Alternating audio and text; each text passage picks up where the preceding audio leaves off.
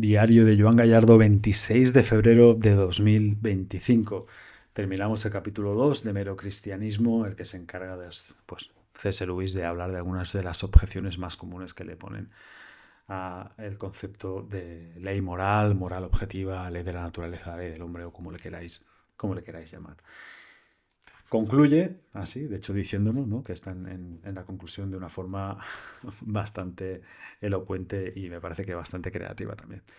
Dice así: llego por tanto a la conclusión de que aunque las diferencias entre las ideas de la gente acerca del comportamiento correcto a menudo nos hacen sospechar que no hay una auténtica ley de comportamiento en absoluto, lo que podemos pensar acerca de esas diferencias realmente prueba lo contrario.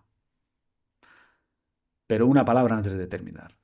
He conocido a gente que exagera las diferencias porque no ha hecho una distinción entre diferencias de creencia y hechos.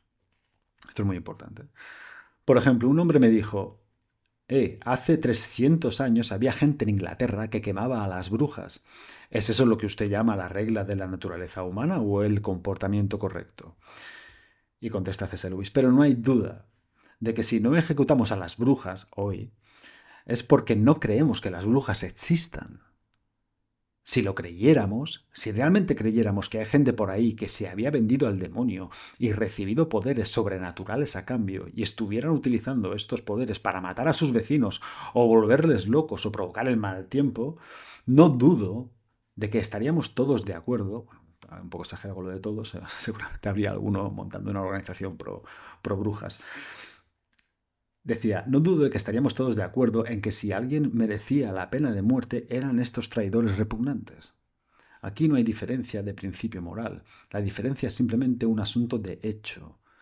Puede que sea un gran progreso en nuestro conocimiento no creer en las brujas, pero no hay progreso moral en el hecho de no ejecutarlas cuando no se cree que existan. No llamaríamos a un hombre considerado con los animales por dejar de poner trampas para ratones, si lo hiciera porque no creyese que hubiera ratones en la casa. C.S. Lewis contó varias veces que durante bastante tiempo era ateo básicamente porque veía que el mundo se iba al carajo y que había demasiado mal en el mundo como para considerarlo una creación de Dios. Básicamente creía en eso. Hasta que un día cayó en la cuenta de la paradoja de ese argumento, ¿no? Y se vino a preguntar algo como: ¿y yo por qué pienso esto? ¿Por qué pienso que está mal así como está planteado el mundo, así como funciona el mundo, así como está el mundo?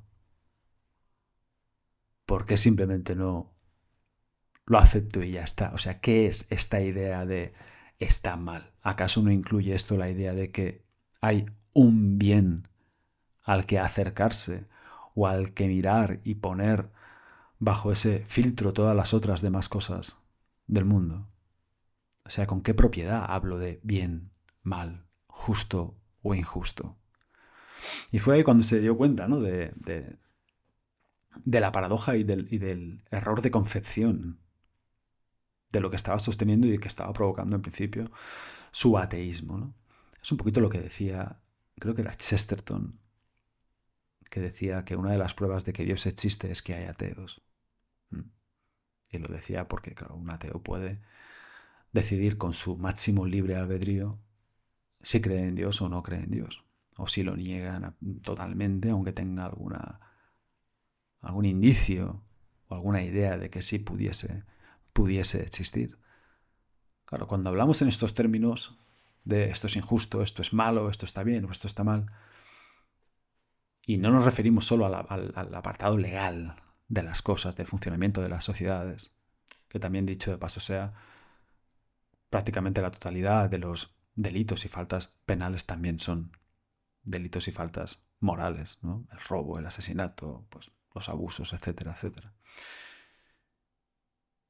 Así que cuando hablamos en estos términos, estamos dando por sentado que hay algo, un criterio superior que debería ser igual para absolutamente todo el mundo, dejando de lado pequeñas preferencias de grado para unas personas y para otras, pero sí que pensamos que tiene que haber algo, un marco moral concreto del que nadie se debería salir. Y nos deberíamos preguntar eso.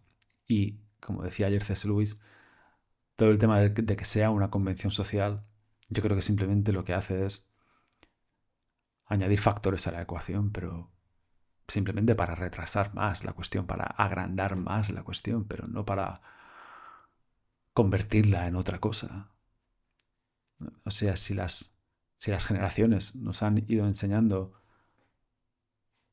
cómo nos deberíamos comportar, eso no explica que sea suya esa creación. Yo creo que precisamente demuestra lo contrario. ¿Por qué ha cambiado tan poco? Pues pensamos que hemos cambiado mucho y que el mundo hace 300 años era una cosa muy, muy, muy distinta de la de hoy. Pero no lo era tanto. Coged cualquier libro de filosofía clásica, por ejemplo, que hable del hombre y tendréis la sensación constante de, ostras, parece que está escrito para hoy, para nuestra era actual. Y sí, ha habido episodios terribles, ¿no? Como la esclavitud bueno, y los espectáculos de Roma, solo por poner dos ejemplos donde se hacían auténticas barbaridades. Pero como decía René Girard, ciertas cosas han ido cambiando, pero otras no. Otras sí que han permanecido prácticamente inamovibles. Y es más, decía el antropólogo René Girard, ¿no? Decía, yo he encontrado que en todas las sociedades había ciertas cosas en común. Sociedades que no tenían ningún tipo de contacto entre ellas. Civilizaciones, si lo queréis llamar así. Y eso es curioso. Eso es bastante, bastante, bastante curioso. Nada más. De verdad que os aconsejo que os compréis el libro para acompañarlo de estos audios mientras vais leyendo poco a poco, porque me parece que vale increíblemente la pena. Nada más. Nos vemos mañana si Dios quiere. Paz.